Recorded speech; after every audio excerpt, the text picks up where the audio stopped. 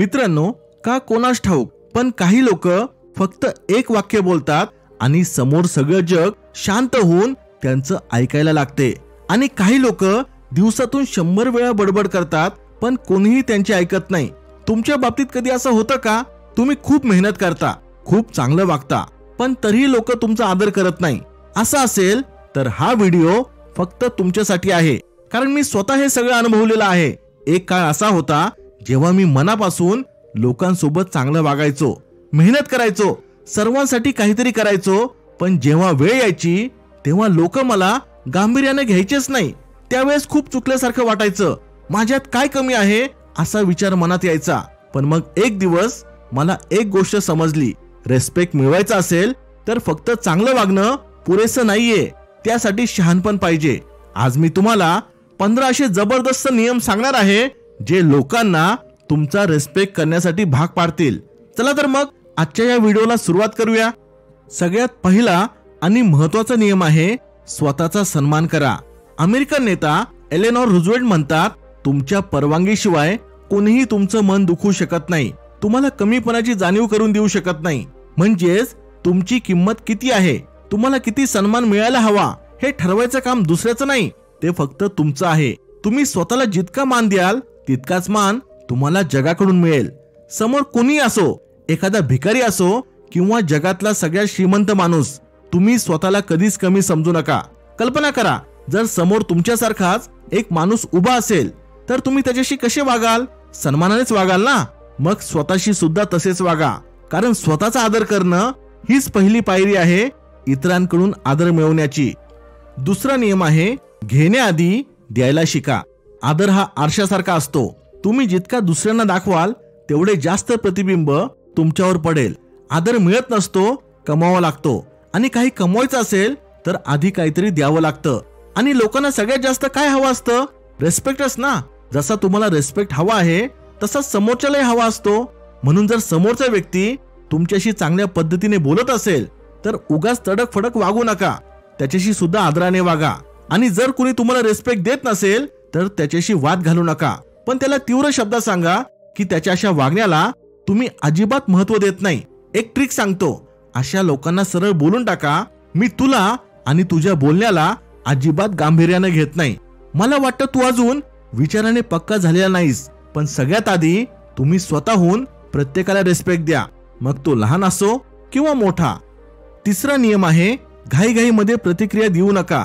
तुम्ही कधी असा माणूस पाहिला आहे का जो घाईघाईत निर्णय घेतो, जो काही विचार न करता बोलतो, त्याच्या तोंडात येईल तसं बोलतो? तुम्ही अशा माणसाचा आदर करता का ज्याला हेही समजत नाही की कधी काय बोलावं, कसं बोलावं, ज्याची विचार करण्याची क्षमता अगदी मर्यादित आहे? नाही ना.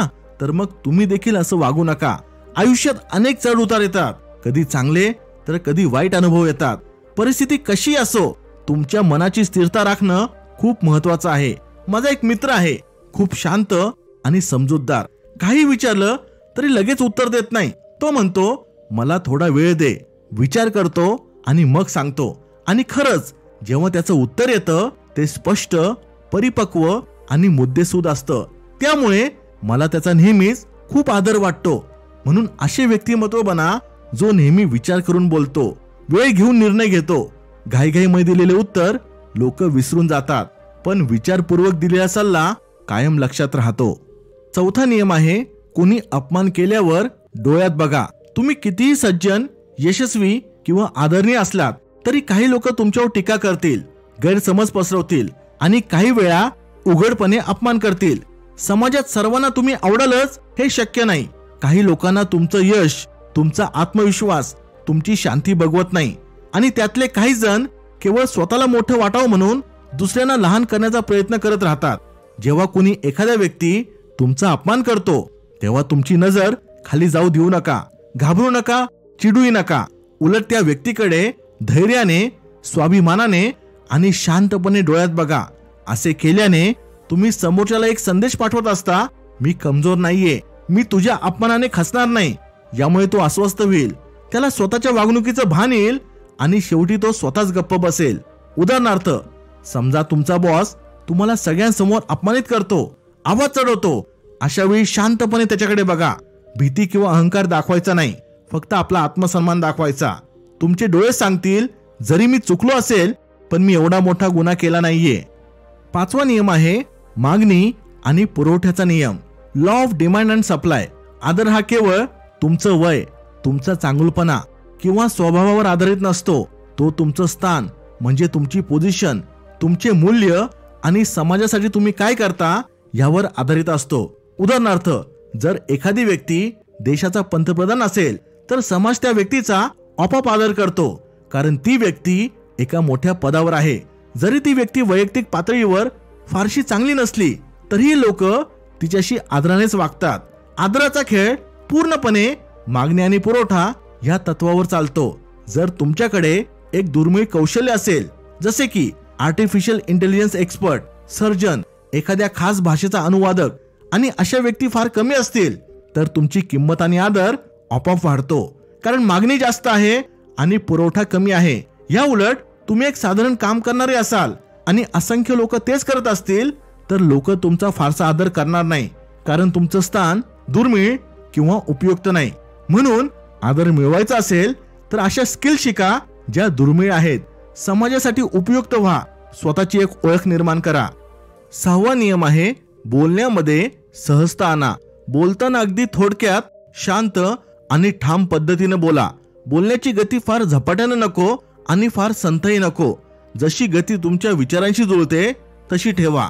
आवाज इतका मोठा नको की दुसऱ्याला त्रास होईल आणि इतका हलकाही नको की कोणी ऐकणारच नाही.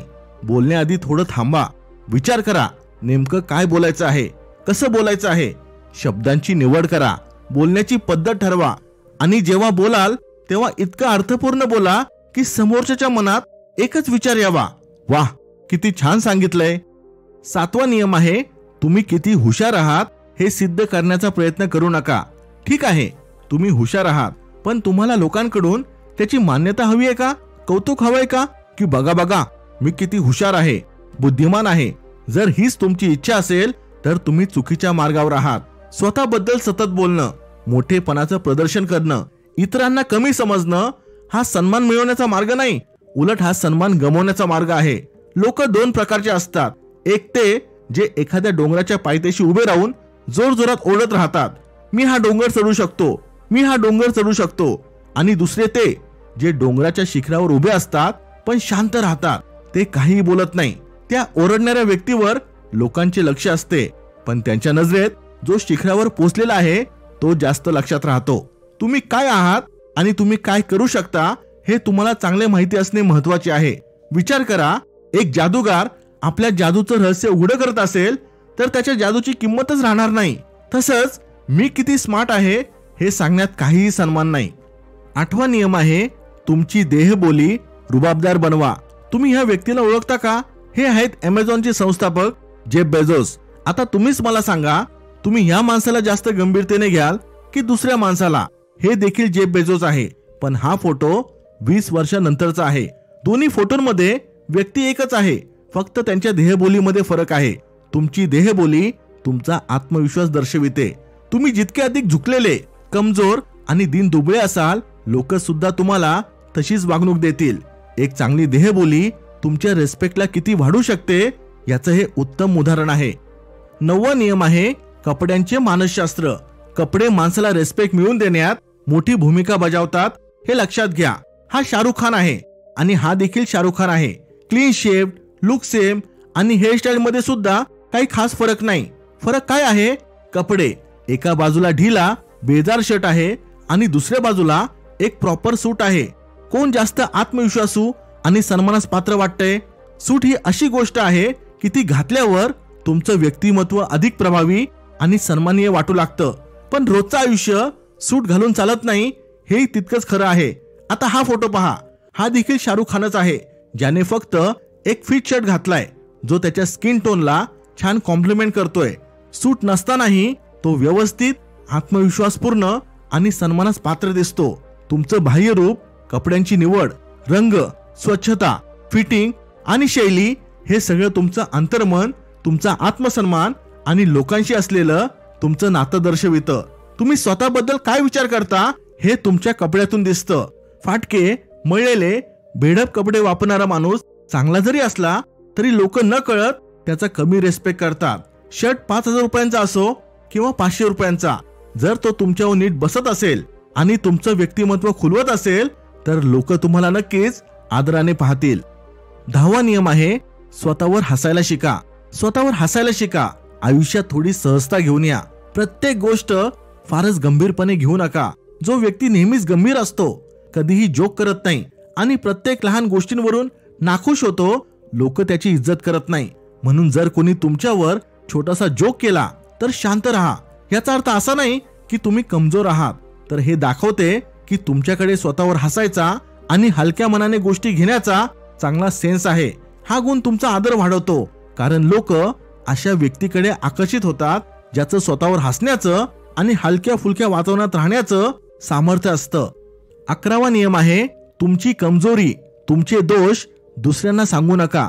आपली चेष्टा करून घ्यायची का? एक वेळेस ठीक आहे, तुम्ही थोडा विनोद केला, स्वतःच्याच कमजोरीवर थोडे हसले, पण मग तेच लोक पुन्हा पुन्हा त्याच गोष्टीवरून तुमच्यावर हसत राहिले तर? कोणतीही गोष्ट जर मर्यादेबाहेर गेली तर ती घातकच ठरते. म्हणून स्वतःचे दोष, कमकुवत बाजू कधीही उघड करू नका. स्वतःवर विश्वास ठेवा, पण स्वतःला छोटं दाखवून नाही. 12वा नियम नेहमी रहस्यमय आयुष्य जगा.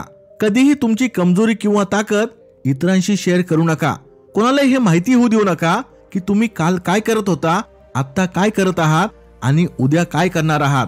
सगळ्यांसमोर स्वतःचे पुस्तक उघडे करून बसू नका. तुमच्याविषयी जितकं कमी लोकांना कळेल तितकं ते तुमच्याविषयी जाणून घेण्यासाठी उत्सुक राहतील आणि त्याच उत्सुकतेतून तुमचं एक वेगळंच महत्व निर्माण होईल. 13वा नियम आहे कोणाचीही निंदा करू नका. एक अत्यंत वाईट आणि आपल्या प्रतिष्ठेला एकदम धक्का देणारी गोष्ट आहे ती म्हणजे एखाद्याच्या मागे त्याची निंदा करणे. जेव्हा तुम्ही एखाद्याजवळ तिसऱ्या व्यक्तीची निंदा करत असता, त्यांच्याबद्दल बोलता, तेव्हा तुम्हाला काय वाटतं की ते तुम्हाला धन्यवाद देतील? नाही, ते असा विचार करतात की आज हा माणूस दुसऱ्याची गोष्ट माझ्याकडे सांगतोय तर उद्या हा माझ्या गोष्टी दुसऱ्याला 100% सांगणार. अशा प्रकारे तुम्ही स्वतःची विश्वासार्हता कमी करता आणि त्यामुळे तुमची प्रतिष्ठा घसरते. 14वा नियम आहे चूक असेल तर तिचा मोठ्या मनाने स्वीकार करा. लक्षात घ्या, तुम्ही माणूसच आहात, देव नाही. तुमच्याकडूनही चुका होतात, पण असं वागणं की तुम्ही कधी चुकत नाही हे अयोग्य आहे. 2000च्या दशकात फोर्ड मोटर्सला एका मोठ्या संकटाचा सामना करावा लागला. त्यांनी एक नवीन मॉडेल लॉन्च केलं होतं जे पूर्णपणे यशस्वी झाले नाही. त्या गाड्यांमध्ये अनेक तांत्रिक समस्या होत्या, त्यामुळे ग्राहक खूप नाराज झाले. पण फोर्डने त्या चुका स्वीकारल्या. त्यांनी सार्वजनिकरित्या मान्य केलं की त्यांना काही गोष्टी सुधाराव्या लागतील. त्यांनी चुका लपवण्याचा प्रयत्न केला नाही, त्यांनी सुधारणा केल्या, ग्राहकांच्या समस्या ऐकल्या आणि त्यावर उपाय सुचवले. आणि ह्याचा परिणाम काय झाला? फोर्डने आपल्या प्रतिष्ठेला परत उंचावलं आणि आजही ते एक आदर्श ब्रँड म्हणून ओळखले जातात. त्यांनी त्यांच्या चुकांना कबूल केलं आणि त्यातून एक नवीन आणि मजबूत ब्रँड तयार झाला. त्यामुळे ही गोष्ट लक्षात ठेवा, जेव्हा तुम्ही चुकता तेव्हा आपल्या चुका स्वीकार करा. लोक तुम्हाला आपसुकच आदर देतील, तुम्हाला प्रामाणिक समजतील.